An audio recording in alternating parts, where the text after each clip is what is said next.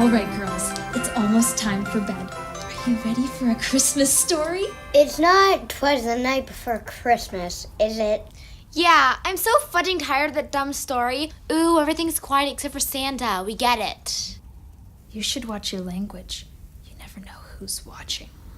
Now, the story I have for you two is the tale of Grýla and the Yule lads. That sounds dumb. I have to go to the bathroom. Too bad. If you want any presents this year, you're going to sit there and listen. Our tale begins one winter night in a small mountain town in Iceland. A young boy by the name of Olaf was cleaning the dishes after his family's Christmas dinner. He was mad that his family had left him to do the dishes all alone. When he was almost done, his mother came into the kitchen.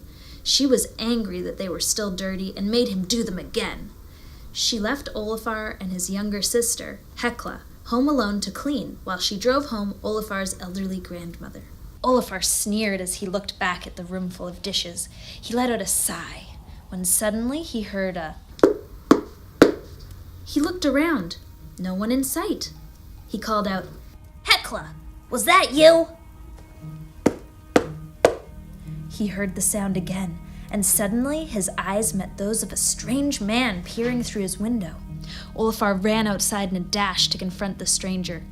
"Strange man," he called out, "was that you peeping through my window?"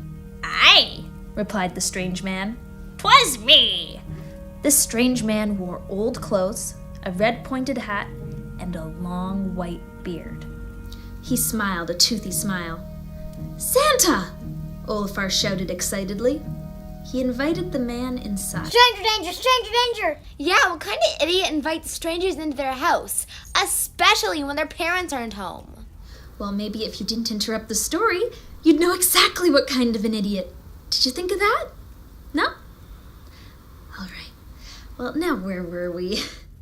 He invited the man inside and let him sit in the comfiest chair. It was then that Hekla entered. She was very confused. "Big brother, who is this strange man in our living room?" "Don't you know anything?" replied Olaf. "This is Santa Claus."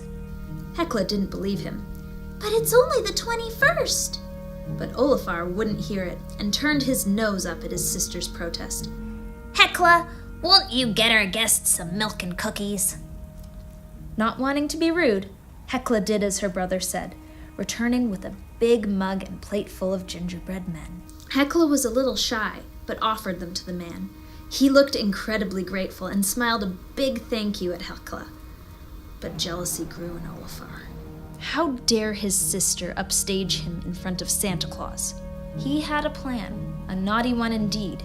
He went behind her and patted her on the back, softly at first, but again with such force that she fell forward, smashing the plate underneath her and getting cuts all over her face.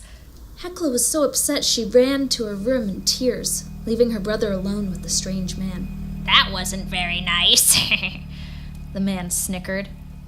Olaf was shocked. Santa was laughing at his little prank. He thought it was funny. This was his chance to get on the nice list. "Oh, you know little sisters. Sometimes you just have to put them in their place. Last week she wanted a piece of my chocolate, so I ate it all but the last one. And then I squished it with my shoe."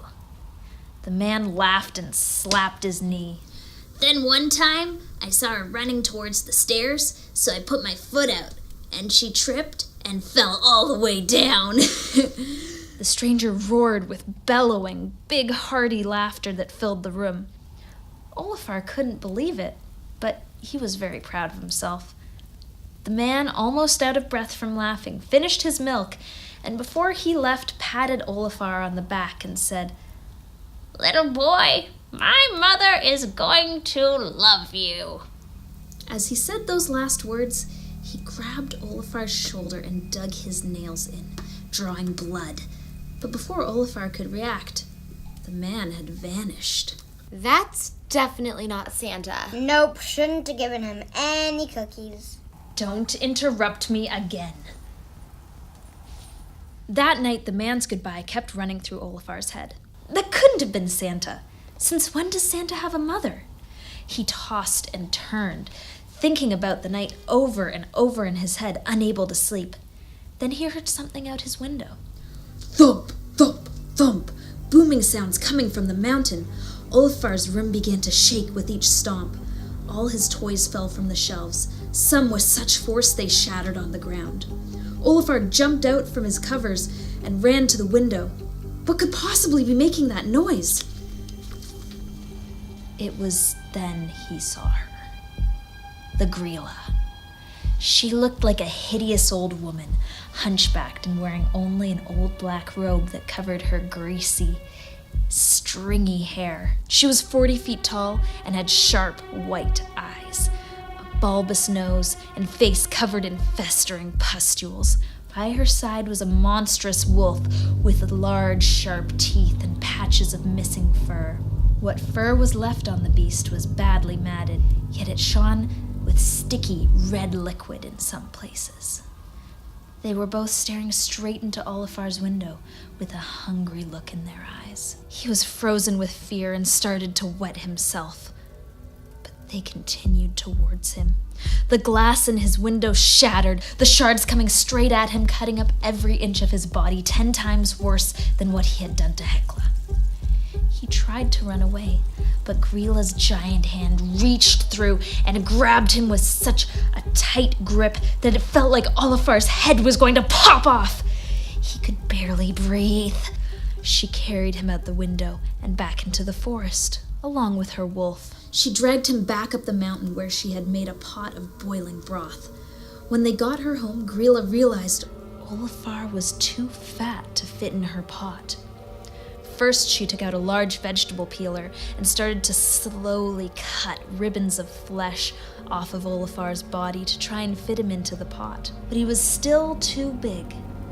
Next, she took out her nutcracker and crushed his knees and elbows to try and make him fit.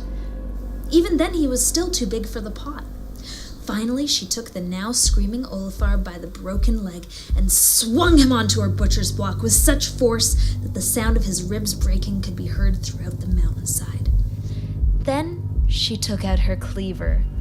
Olafar could tell what she was going to do next and struggled with all his might to get off that butcher's block, but every inch he moved his body was pure agony. It was then that a large whack came down. Grýla had cut off his leg. Then another whack, and another, and another. Grýla put aside her knife and let out a large sigh as she wiped the sweat from her brow, leaving blood in its place. She was now staring at a limbless Olafar, lying there, crying as his tears mixed with his own blood, which had now made a pool around his body. First she threw his arms into the pot, then his legs, then finally Olafar himself, head first. Olafar could feel his flesh burning, but he couldn't move, so he started to scream for help. But that only let the boiling broth fill his lungs, cooking them as he slowly drowned. His death was slow and painful. But the stew was delicious. Grýla served it at a Christmas feast for her, her wolf, and her 3 sons, the Yule lads. The strange man who knocked on Olafar's window ate his fill alongside his brothers and remembered the boy and his silly stories. He knew the naughty ones were always the tastiest. Now, are you two going to be good kids this year? Good.